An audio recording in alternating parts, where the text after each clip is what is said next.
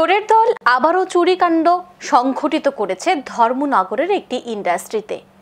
ঘটনার বিবরণে জানা যায় যে ধর্মনগর মহকুমার অফিস টিলায় অবস্থিত জলি স্টিল ইন্ডাস্ট্রিতে মঙ্গলবার রাতে চুরিকাণ্ড সংঘটিত হয়। বুধবার সকালে ইন্ডাস্ট্রিজের কর্মীরা যখন দরজা খুলতে আসে তখন দরজা খুলে ওনারা প্রত্যক্ষ করেন যে ভেতরের ক্যাশ বাক্স ভাঙা এবং অন্যান্য যে গুরুত্বপূর্ণ নথিপত্রগুলি ছিল সেগুলিও কিন্তু উলটপালট ভাবে রয়েছে, অর্থাৎ ছড়িয়ে ছিটিয়ে রয়েছে। এবং সাথে সাথে কিন্তু ইন্ডাস্ট্রিতে যারা কর্মরত শ্রমিকরা রয়েছে এনারা মালিক পক্ষকে সঙ্গে কথা বলেন এবং মালিক পক্ষ তখন কিন্তু সেই খবর শুনে সেখানে কিন্তু উপস্থিত হয় এবং মালিক পক্ষ এসে যা নোটিস করেছে উনি বলেছেন যে ওনার ছোট ভাই এই ইন্ডাস্ট্রিটা পুরোটাই উনি দেখভাল করেন, যার জন্য ওনার ছোট ভাই আসলে উনি জানতে পারবেন যে এই চুরিকাণ্ডের ফলে কত টাকা ক্ষতি হয়েছে বা কত টাকা বা কত কিছু কি নিয়ে গেছে চোর, সেটা ওনার ছোট ভাই আসলে উনি বলতে পারবেন। এই যে ধর্মনগর মহকুমা জুড়ে কিন্তু প্রত্যেক দিন প্রায় বিভিন্ন জায়গায় কিন্তু চুরি হয় প্রত্যেক দিন। আজ আপনাদের সামনে সেটাও বলেছিলাম যে 3 জন নাবালক কিন্তু সেই স্কুটি চুরি করে নিয়ে গেছে এবং সেই ধর্মনগরে কিন্তু আরো একটি চুরিকাণ্ড সংঘটিত হয়েছে, সেটা হচ্ছে ইন্ডাস্ট্রিতে কিন্তু সেই চুরিকাণ্ড সংঘটিত করেছে চোরের দল। আমরা এই মুহূর্তে একেবারে ধর্মনগর প্রতিনিধির কাছে সরাসরি চলে যাব, ওনার কাছ থেকে আমরা বিস্তারিত জানাবো আপনাদেরকে। মিলন, শুনতে পাচ্ছ আমার কথা? এই যে চুরির বিষয়, এই যে ধর্মনগর শহর জুড়ে বা ধর্মনগর মহকুমা জুড়ে কিন্তু প্রত্যেকদিন শোনা যায় 3 থেকে 4টি চুরির ঘটনা সংঘটিত হয়, কি বলবে এই বিষয়ে? দেখুন, চুরি একটা যে বিষয়টা চুরি বিষয়টা ধর্মনগর শহর এবং শহরতলি এলাকা প্রায় দিন হচ্ছে। গত 12 নভেম্বর একটা স্কুটি চুরি করেছিল স্কুল পড়ুয়া নাবালক 3 যুবক। যা ধারণা করা হচ্ছে তারা চুরি করেছে, সন্দেহভাজন তাদেরকে আটক করা হয়েছে। সেটা রেস্ট কাটতে না কাটতে আজ অর্থাৎ 13 নভেম্বর সকালবেলা আরেকটা চুরির ঘটনা হয়েছে ধর্মনগর অফিস টিলা জলি ইন্ডাস্ট্রি, একটা ইন্ডাস্ট্রি রয়েছে যেটি গোদরেজ যা ফার্নিচার বানানো হয় টিনের, সেই দোকানটা পূর্ব কিন্তু ওই দোকান এর আগেও চুরি হয়েছিল। আর যে অফিস টিলা যে জায়গায় চুরি হয়েছে সেই ইন্ডাস্ট্রি কিন্তু একটা জনবহুল এলাকা, আশপাশে পর্যন্ত মানুষ পুলিশি পাহারা চলে।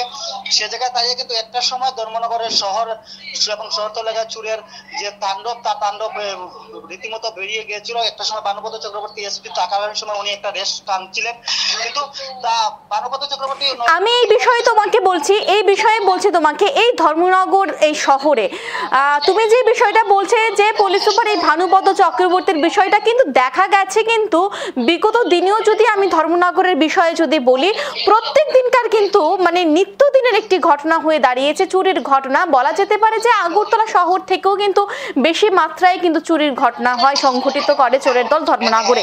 এই বিষয়টা জানবো বেসিক্যালি। এই বিষয়টা বলতে গেলে দেখা যায়, দেখুন বিগত দিনও চুরি হয়েছে, পূর্বে এখনো হচ্ছে। বিগত দিনে চুরি একটা সময় হয়েছিল, মধ্যখানে একটা সময় পুলিশ যে একটা স্পেশাল টিম জেলা পুলিশ সুপার বানুপদ চক্রবর্তী থাকাকালীন সময় বানানো হয়েছিল, সেই টিম কিন্তু একটা সময় একটা রেস্ট আনছিল। পুনরায় বানুপদ চক্রবর্তী চলে গেছেন, পুনরায় চুরি কিন্তু আরো বেড়ে গেছে। এরপর দাগি চোর বলে পরিচিত নাজিম উদ্দিন সহ একাধিক চোর কিন্তু জেল কেটেছে। বর্তমানে এখন পরিস্থিতি চুরির যে তাণ্ডব কিন্তু দিনের বেলাও প্রায় বাড়িঘর চুরি হচ্ছে। গতকালকে 12 তারিখ একটা স্কুটি চুরি হয়েছিল, 13 তারিখ সকালবেলা আর একটা খবর পাওয়া গেছে অফিস টিলা এলাকায় চুরি হয়েছে একটা জলি ইন্ডাস্ট্রি চুরি হয়েছে। পূর্ব কিন্তু সেই ইন্ডাস্ট্রিটা বলা যেতে পারে যে ধর্মনগর শহরবাসী বা যারা ধর্মনগরে বসবাস করে প্রত্যেক সাধারণ নাগরিক কিন্তু বলা যেতে পারে একেবারে নিরাপত্তাহীনতায় ভুগছে, কি বলবে এই বিষয়ে? সেটা বলার অপেক্ষা রাখে না, কারণ ধর্মনগরে যে হারে চুরি বাড়ছে সাধারণ মানুষ একটি রাত্রেও শান্তিতে ঘুমাতে পারছে না বা কোথাও কোনো আত্মীয় স্বজনের বাড়ি যেতে হলে টেনশনে রয়েছে। সে জায়গায় দাঁড়িয়ে কিন্তু ধর্মনগর থানা থেকে 300 মিটার দূরে পূর্বে 2 মাস আগে বাড়িঘর চুরি করে নিয়ে গেছে। ধর্মনগর থানা লাগোয়া 50 মিটার দূরে একটা বাড়িতে সোনার অলংকার সহ আশপাশ চুরি হয়েছে। তা পুলিশের ভূমিকা নিয়ে কিন্তু একটা প্রশ্ন জনমনে দেখা দিয়েছে ইদানিং। অসংখ্য ধন্যবাদ তোমাকে সঙ্গে থাকার জন্য। এই যে ধর্মনগর শহর জুড়ে যে চুরির কাণ্ড সংঘটিত হচ্ছে, যার ফলে কিন্তু যারা সাধারণ জনগণ রয়েছে ওনারা কিন্তু একেবারে নিশ্চিন্তে কিন্তু রাতের ঘুম ওনারা ঘুমাতে পারে না, এবং তার পাশাপাশি বিভিন্ন ক্ষেত্রে দেখা যায় যে দিনের বেলাতে যদি বাড়ির মালিক বা বাড়ির ঘরে যদি কেউ না থাকে সেই ক্ষেত্রেও কিন্তু চোরের দল বা সেই সুযোগে কিন্তু চোরের দল হাত সাফাই করে নিয়ে চলে যায়, সমস্ত কিছু একেবারে নিঃস্ব করে দিয়ে যায় বাড়ির মালিককে।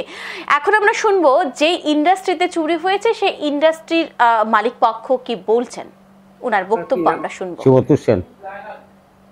এই যে একটা খবর পেলাম যে দোকানে চোরের একটা হানা দেয়, চোরের দল, এই সম্পর্কে একটু জানতে চাইছি, এবং এই প্রতিষ্ঠানটা কি নাম? প্রতিষ্ঠানের নাম হচ্ছে জলি ইন্ডাস্ট্রিজ। এটার মালিক হল আমার ছোটো ভাই।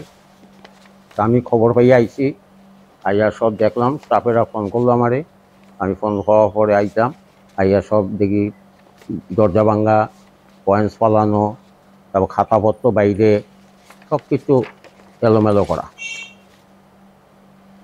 টাকা পয়সা কতটুকু নিয়েছে এটা তখনও কিছু বোঝা যান না।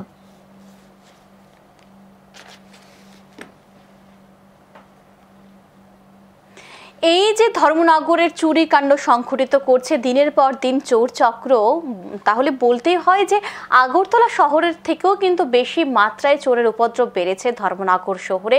প্রত্যেক দিন বিভিন্ন জায়গায় চুরির ঘটনা সংঘটিত করছে, এবং বাড়ির মালিক যদি উপস্থিত না থাকে বাড়িতে, সেই ক্ষেত্রে চোরের দল কিন্তু হাত সাফাই করে একেবারে বাড়ির মালিককে নিঃস্ব করে দিয়ে যাচ্ছে। সে সাথে নগদ টাকা সহ স্বর্ণালংকারও কিন্তু চুরি করে নিয়ে যাচ্ছে। এখন সময় বিরতি, সঙ্গে থাকুন।